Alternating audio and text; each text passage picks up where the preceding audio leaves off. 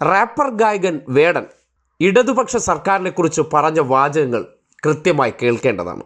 ഇന്നത്തെ കാലഘട്ടത്തിൽ അധികാരത്തിലേക്ക് വ്യാജ ദളിത് പ്രേമം നടത്തുന്നവർക്ക് മുന്നിലേക്ക് ഈ സർക്കാർ അവർക്ക് വേണ്ടി എന്ത് ചെയ്യുന്നു, അവരെ കേൾക്കുന്നു, അവരുടെ ആവശ്യങ്ങൾ പരിഗണിക്കുന്ന ഒരു പരിപാടി സംഘടിപ്പിച്ചപ്പോൾ അതിൽ വേടനെയും ക്ഷണിക്കുക മാത്രമല്ല, ഈ സാമൂഹിക ജീവികളെന്നുള്ള നിലയ്ക്ക് ആ വിഭാഗത്തിന് എന്തൊക്കെ ആവശ്യമുണ്ടെന്ന് കേൾക്കാൻ കൂടി സർക്കാർ തയ്യാറാവുകയാണ്. അങ്ങനെയാണ് വേടൻ കഴിഞ്ഞ ദിവസം മലമ്പുഴയിലെ പരിപാടിയിൽ സർക്കാർ എന്താണ് ഇനി ചെയ്യേണ്ടത് എന്നതിനെ സംബന്ധിച്ച് പറഞ്ഞ കാര്യങ്ങൾ വളരെ കൃത്യമായിട്ട് കേൾക്കേണ്ടതാണ്. മുഖ്യമന്ത്രി അത് വെറുതെ കേട്ടിരിക്കുകയല്ല ചെയ്തത്, പറഞ്ഞ കാര്യത്തെ കുറിച്ചെടുക്കുക കൂടി ചെയ്തു.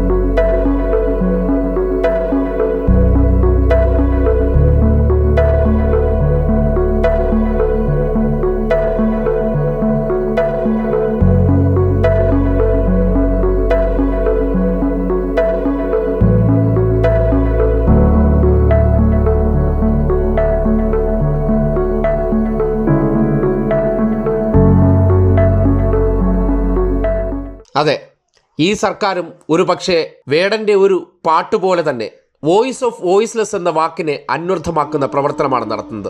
മുമ്പ് എപ്പോഴെങ്കിലും നിങ്ങൾ ഈ നാട്ടിൽ ഇങ്ങനെയുള്ള കൂട്ടായ്മകൾ കണ്ടിട്ടുണ്ടോ?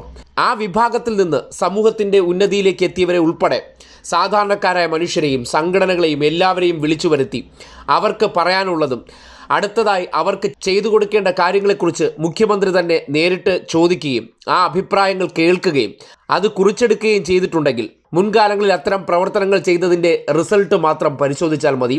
അത്തരം കാര്യങ്ങളൊന്നും വെറും ഷോ അല്ല എന്ന് വന്നവർക്കും അത് ബോധ്യപ്പെട്ടു എന്നതിൻ്റെ തെളിവാണ് വേടൻ്റെ തിരിച്ചുള്ള പ്രതികരണം. സ്വതന്ത്ര കലാകാരന്മാർക്ക് പ്രത്യേകിച്ച് റാപ്പ് സംഗീതത്തെക്കുറിച്ചൊക്കെ ഈ നാടിന് അത്രത്തോളം പരിചിതമല്ല. ആ സംഗീതം ആസ്വദിക്കാൻ ലക്ഷക്കണക്കിന് ചെറുപ്പക്കാർക്ക് താല്പര്യവുമുണ്ട്. അത്തരം വേദികൾ ഉണ്ടാകണം. സ്വതന്ത്ര കലാകാരന്മാർക്ക് ഷോ ചെയ്യാൻ വേണ്ട ഇടങ്ങൾ സൃഷ്ടിക്കണമെന്ന ആവശ്യം മുന്നോട്ട് വയ്ക്കുകയും സർക്കാർ ചെയ്ത പ്രവർത്തനങ്ങളെ അഭിനന്ദിക്കുകയും ആ വിഭാഗത്തിൽപ്പെട്ട മനുഷ്യർക്ക് സർക്കാർ ചെയ്തു കൊടുക്കുന്ന പ്രവർത്തനങ്ങളെക്കുറിച്ച് വിശദീകരിക്കുകയും ചെയ്തപ്പോൾ അത് ഈ സർക്കാരിനുള്ള ഒരു നേട്ടമായി തന്നെ പരിഗണിക്കാം. കാര്യം ഒരു കലാകാരൻ എന്നുള്ള നിലയ്ക്ക് സമൂഹത്തിൽ ഇപ്പോഴത്തെ കാലഘട്ടത്തിൽ ഏറ്റവും ശ്രദ്ധയിൽ നിൽക്കുന്ന ഒരു വ്യക്തിക്ക് തന്നെ ഈ സർക്കാരിൻ്റെ പ്രവർത്തനങ്ങളെക്കുറിച്ച് മതിപ്പുണ്ടായിട്ടുണ്ടെങ്കിൽ സ്വാഭാവികമായിട്ടും ആ സർക്കാർ സഞ്ചരിക്കുന്നത് ശരിയായ പാതയിലൂടെയാണ് എന്നുള്ള കാര്യത്തിൽ ഒരു സംശയവുമില്ല തന്നെ.